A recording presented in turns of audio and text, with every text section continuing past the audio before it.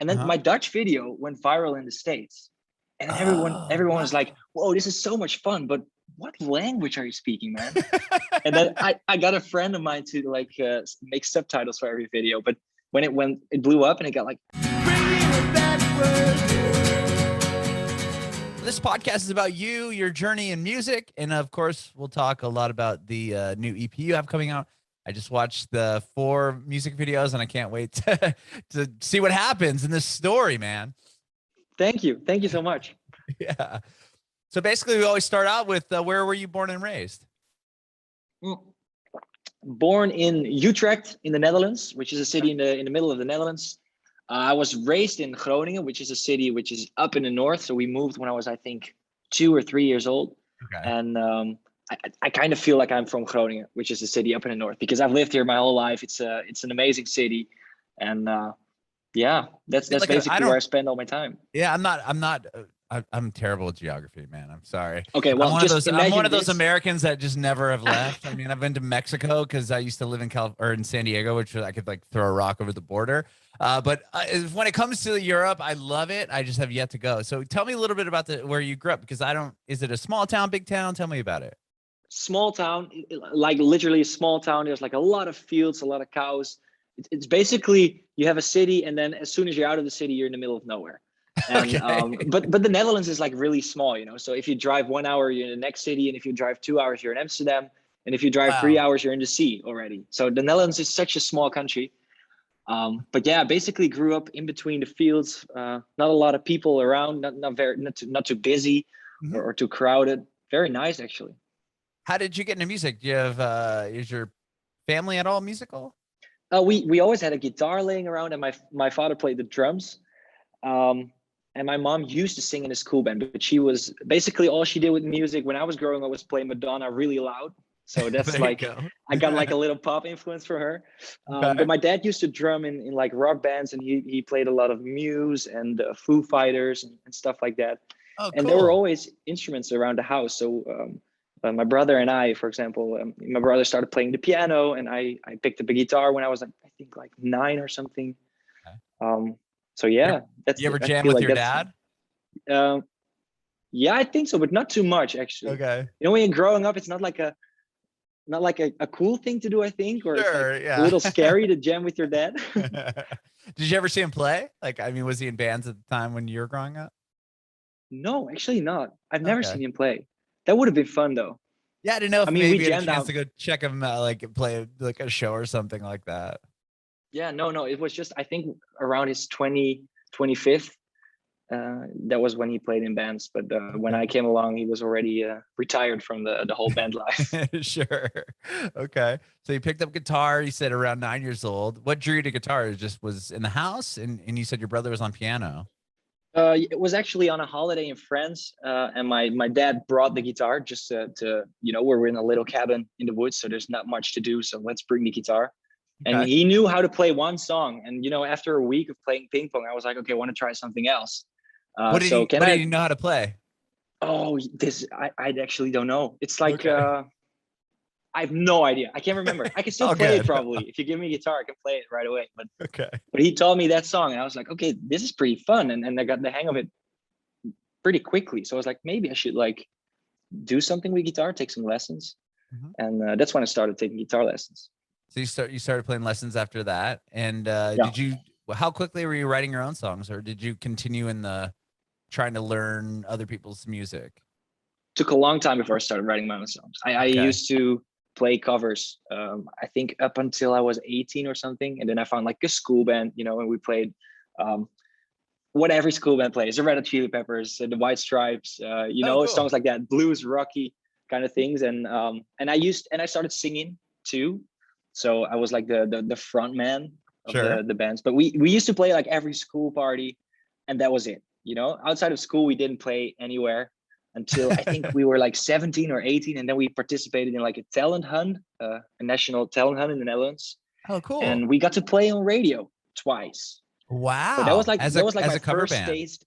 Yeah, but we had, for the talent hunt, we had to write our own songs. Oh, So originals. Okay.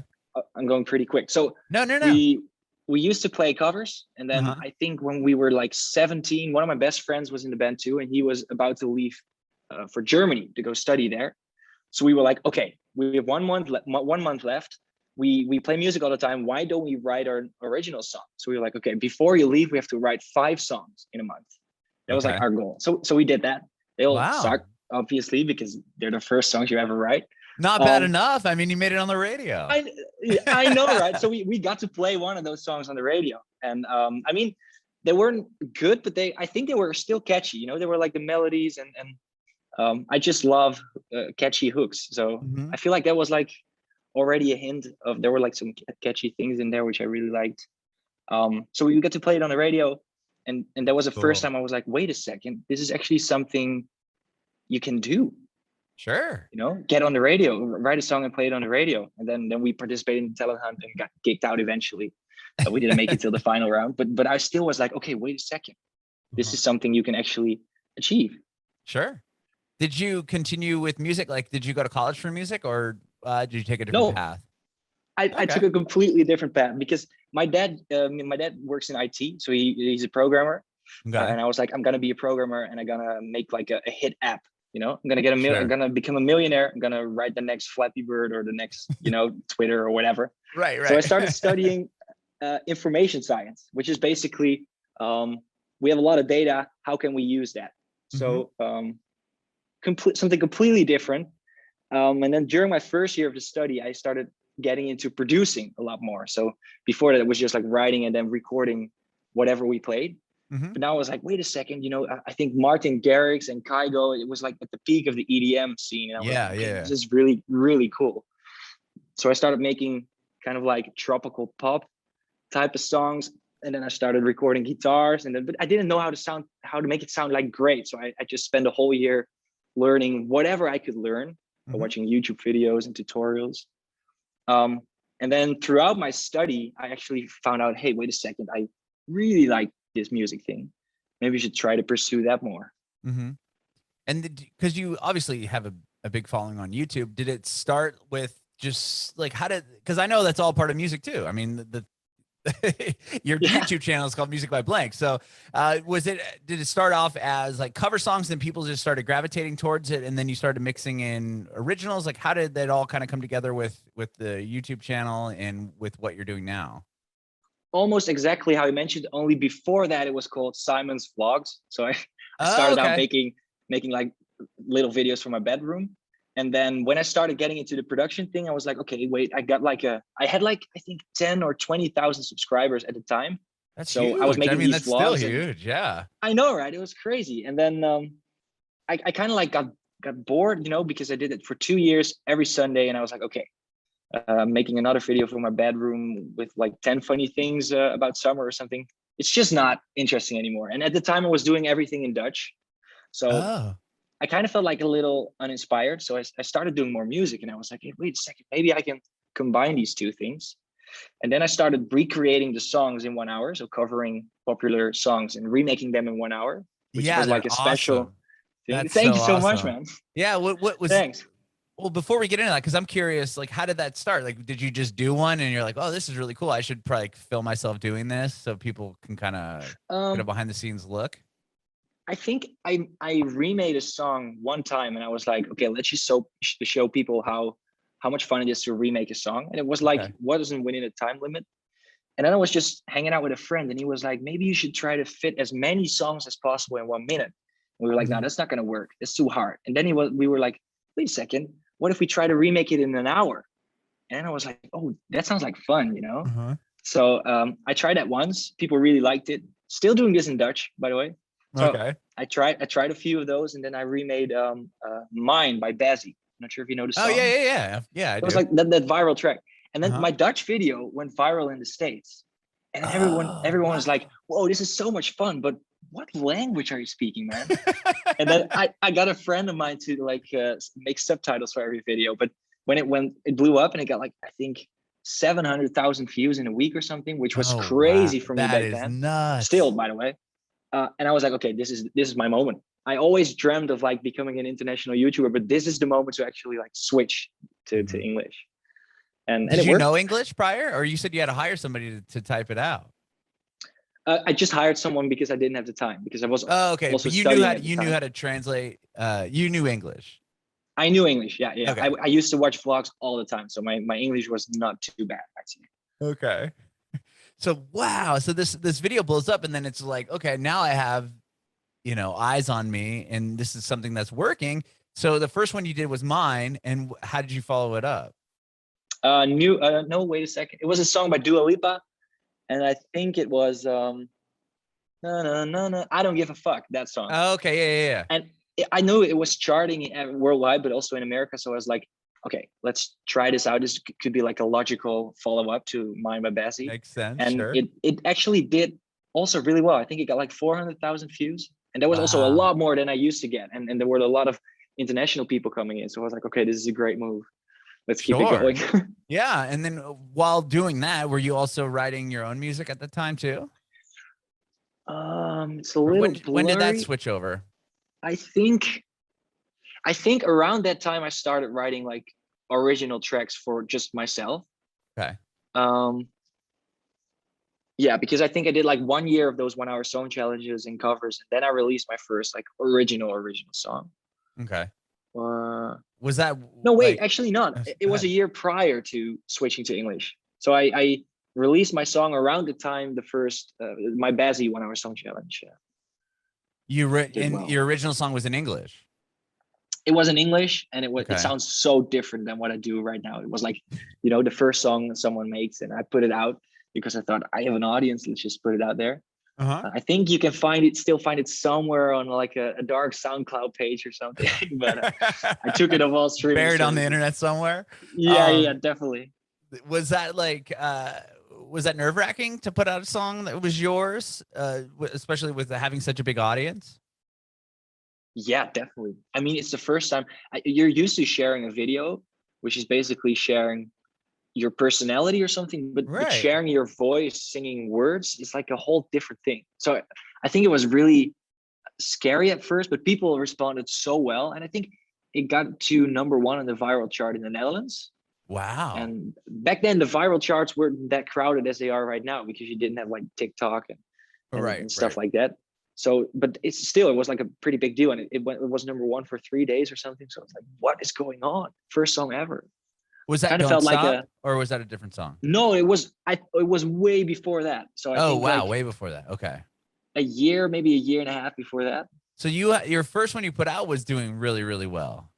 Yeah, I think it got like 400,000 streams or something. Whoa. As a first song, I mean, it was crazy to me. That obviously validating, and you probably were like, okay, this is working. Let's continue. I was like, this is a sign of the universe. Right. Yeah, totally. You're doing well, sweetie. Keep on going. So you just continue to put out music from there. Yeah. And put out the vlogs and try to combine it a little bit. So wow, that's incredible. Were you ever playing out live, or was it mainly just done online? I'd say all online. Maybe I played once or twice, but usually I was just in the studio, or either making music or making a video. Okay. And you have your record coming out is a concept album. Yeah. So fast forward, I think 3 years or something. Okay. Well, yeah. Real quick, let's get there. Okay. So like 2019, you put out 2018. That was 2018. So 2018. Okay. You put out your first song. 2019. I'm like, okay, this is a blank sound. Let's delete everything so far. This is a restart. And I'm like, okay, that's Don't Stop. That's the first song. Oh, okay. So that was like when you decided, okay, does Don't Stop sound nothing like the first song you put out? No, I'd say no, not at all. It's really different. So Don't Stop was like a reset. And then I started releasing original music every 2 or 3 months. So like a schedule. Started making music videos for it, posting more about it on my YouTube channel. In the meanwhile, I was still studying, still making the covers also.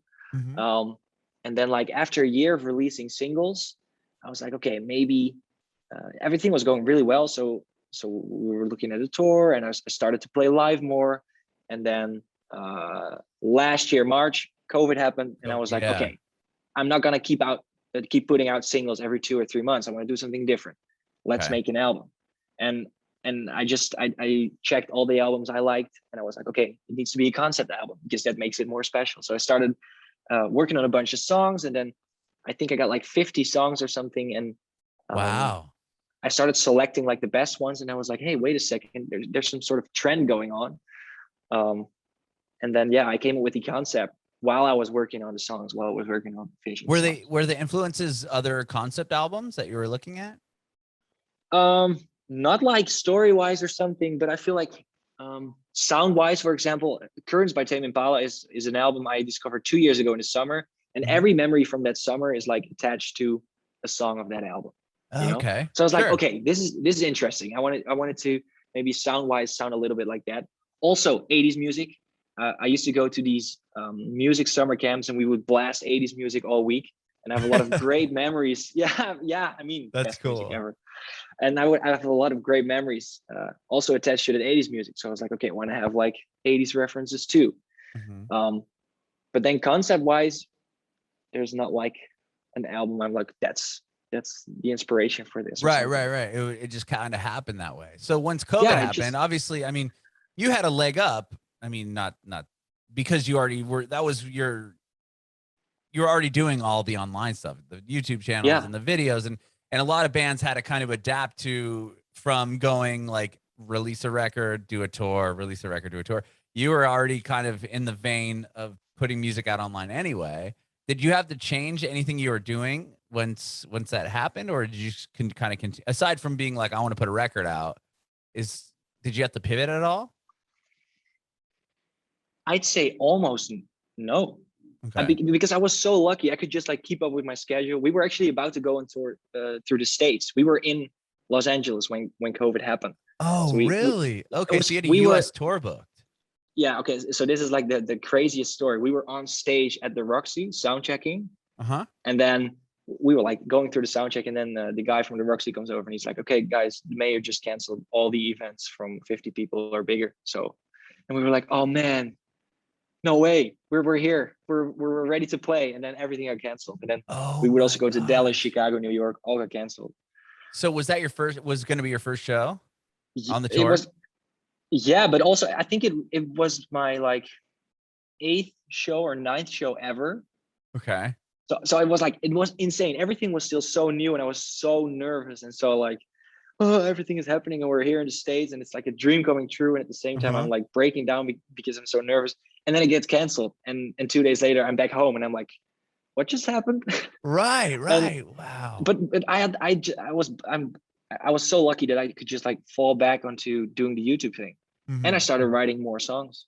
Okay. So you're in the States, you're about to play, you're about to kick off your tour in Los Angeles. Was that your first show? That was the first day of the tour? No, the first show was in San Francisco. We still got to play that one, Okay. but Where'd you there play in were San like Francisco? I lived up there for a uh while.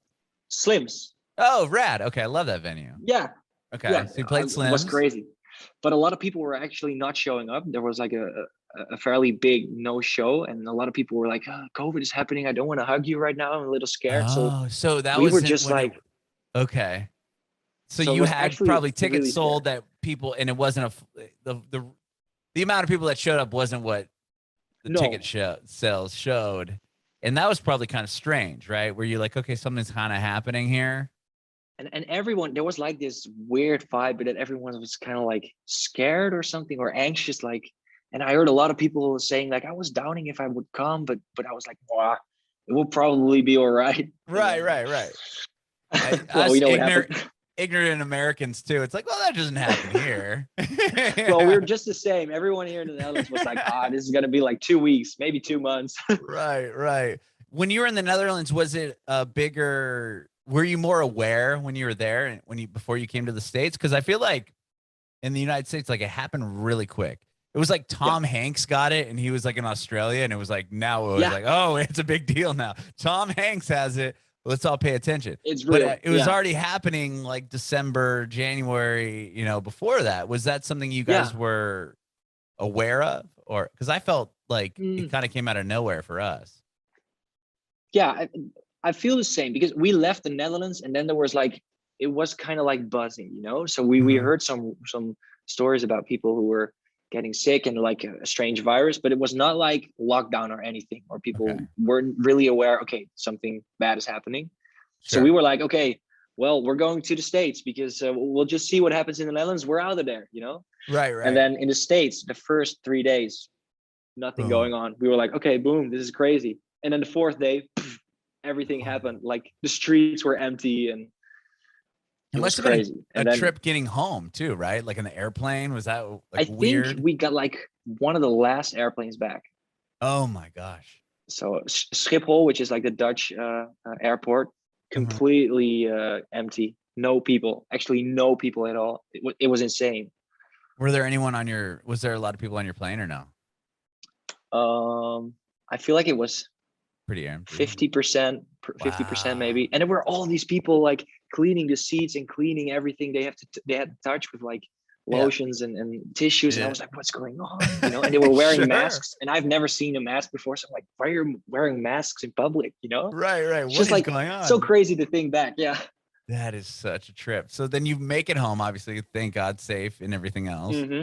And is this when you decide to start putting together what became this concept record?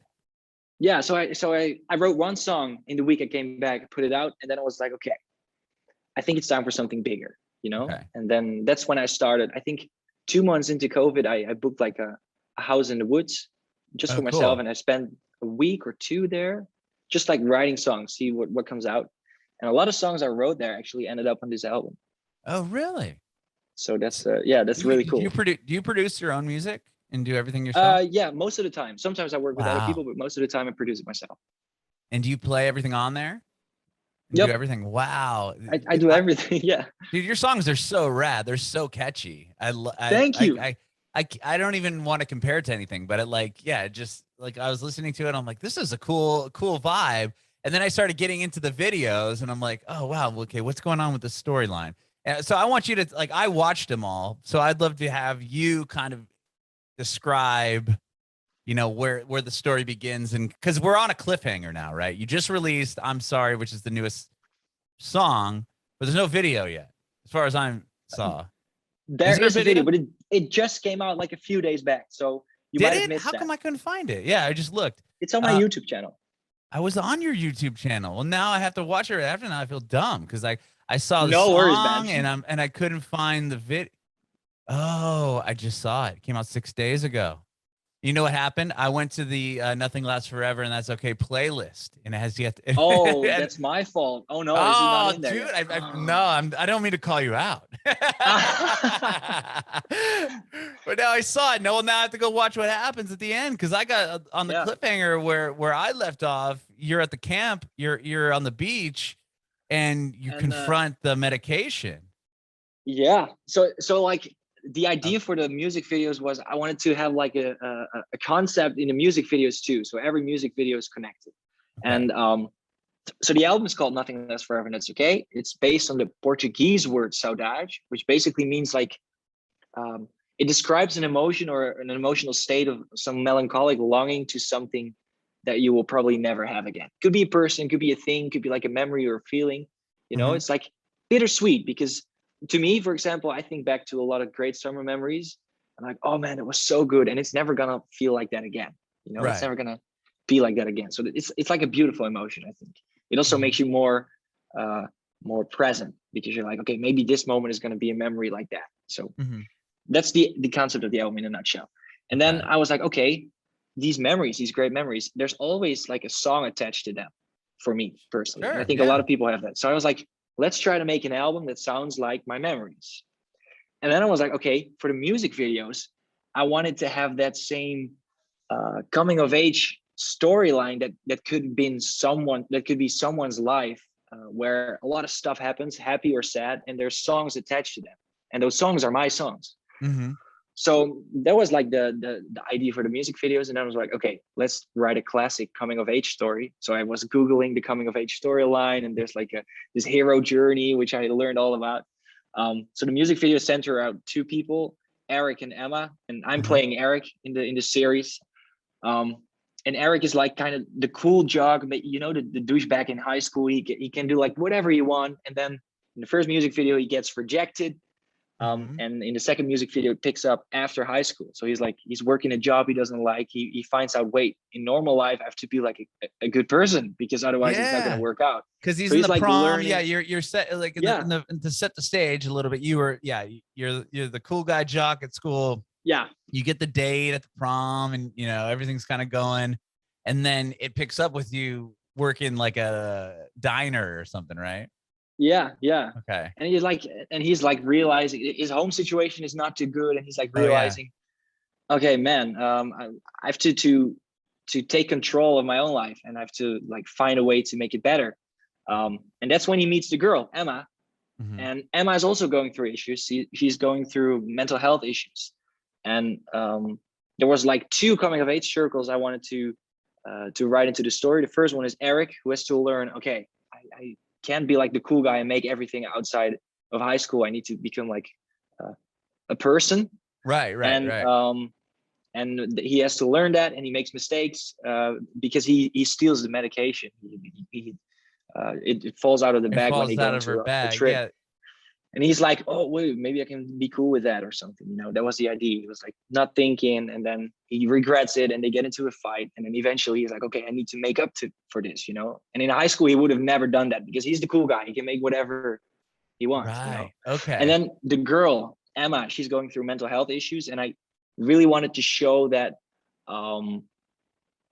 with the music videos, I hope it gets the message out that as a person, you are not defined by your mental health issues. I mean, a lot of people are dealing with that, but it doesn't define who you are as a person. And I would love, wanted to have that in the coming of age circle of Emma, that she's like realizing, okay, I can still be like my own person, separate from those issues. I might have them, but they don't define who I am or who I want to be. So that's like it shows the 2 her circles. kind of in the beginning and with the therapist, and she's kind of timid, and then that you see her opening up to this therapist, and then he prescribes her the medication, and then it falls out of her bag, right? And then you find it and you hide it.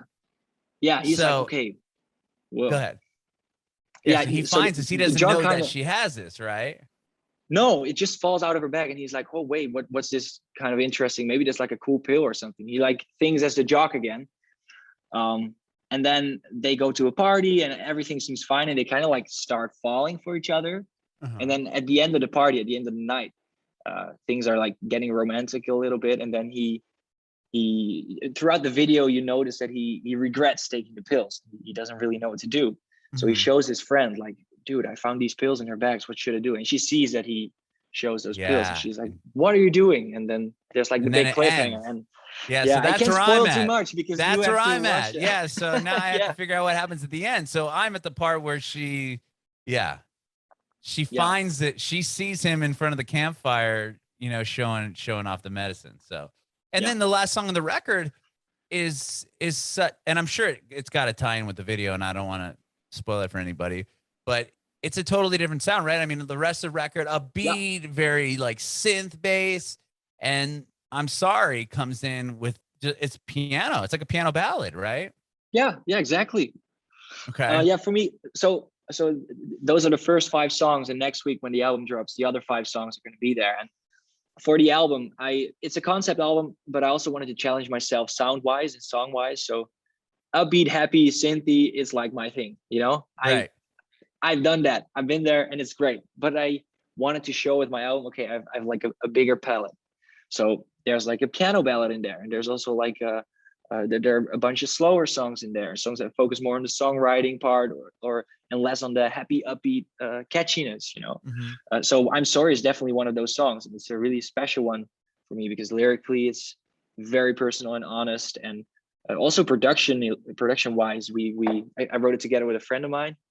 And the vocal take is just like a one taker. It's the one taker from the moment we wrote the song. And we wrote that song in that cabin I just told you about in the woods. Okay. And we recorded it. It was summer. The doors were open. So if you listen to the song, you can hear like birds in the background. They're actually in the vocal take because it was the one take we recorded. But it felt so pure. We decided to keep it. I love that. So I'm curious with I'm Sorry in the video I'm going to watch like directly after this because now I need to know what happens. Does the story end with I'm Sorry? or will the story continue on in the next 5 songs? Are there 5 follow-up videos, or how does it continue? For now, the story ends. Okay. It's an I will not spoil too much, but it's like an kind of an open ending, so you can keep it to Okay. your own interpretation where the story will go. But story-wise, if we look into the album, there are like 10 songs on the album, and the first 5 are in present time, describing how you make the memories. So every song is like, "Oh, I meet you, you're so great," blah, blah, blah. We have the happy synthy songs, and then it all comes crashing down with "I'm sorry," and hopefully it's good again. But the album is about summer love, for example. And one thing about summer loves is they usually tend to last just one summer. And then you think back, you think back and you're like, "Oh, that was so great." It's a saudade feeling again. Nothing lasts forever, and that's okay. And the second half of the album is the reminiscing part. So all the songs are written from a perspective where there's a little bit more melancholic feeling to it. And when you listen to it, you're like, it's very upbeat sometimes or happy, but there's always this feeling of it's not forever, or it's going to end somewhere. So the first half is like the soundtrack of making the memory, and the second half is the soundtrack of thinking back on it and being like, "Oh man, it's never going to be like that again." Yeah.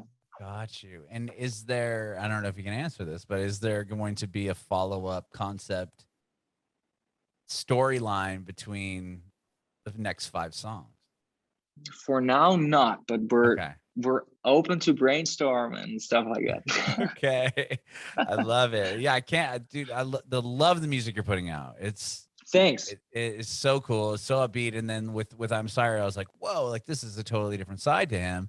But it's also a beautiful song. Love the videos. And I just need to watch the last one now that I totally screwed up and didn't realize it was out. Because I'm like, the song's here. I played it. I'm like, it's on Spotify. And then I just didn't. Yeah. Anyway, that was my fault. But man, I love what you're doing. And obviously you're keeping up with the YouTube videos, and you did a video I watched too, where you had your Instagram followers kind of help you write a song together, like super interactive. How do you, I'm sure you enjoy that as well. Yeah. It's like a lot of fun. I'm in a musical playground and people just throw ideas at me, and I'm like, "I like that one. Let's take this." And it's also sometimes quite challenging because I present 2 IDs, for example, 2 guitar licks, and I really like ID 2, and then everyone's like, "Use ID 1." And then I'm like, "Okay, I didn't see that coming, but yeah, let's try to come up with a song for ID 1." I love it. That's so cool. And you have a tour coming up too, right? Yes. So we're leaving for tour in November, I think the 6th or the 7th. I'm not sure actually. Somewhere in November. And there's a new tour coming up next year, which I'm allowed to tell you about next week, or I think in like 2 weeks, but it's going to be in Europe. A lot of new dates next year. And we're also looking at the States, but it's a little harder. So I can't like say anything about that yet. Sure. But for next year, we're hopefully. Yeah, get that those LA dates back and the Chicago date. I'm in Nashville. Hopefully you'll be able to make a trip here. That'd be cool. That'd be cool, definitely.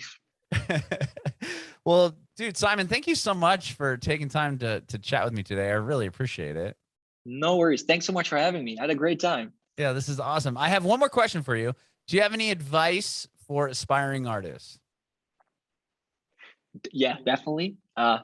2 things. Focus on the music. So just practice, and finish. I think that's like a really important thing. Just make stuff. And then in this day and age, put it out there, because there's so many ways that people can discover you. You don't necessarily need a label anymore. Just find your social platform and share the stuff you're making. And be critical of yourself, but not too critical. I feel like if you do that, you can grow really fast.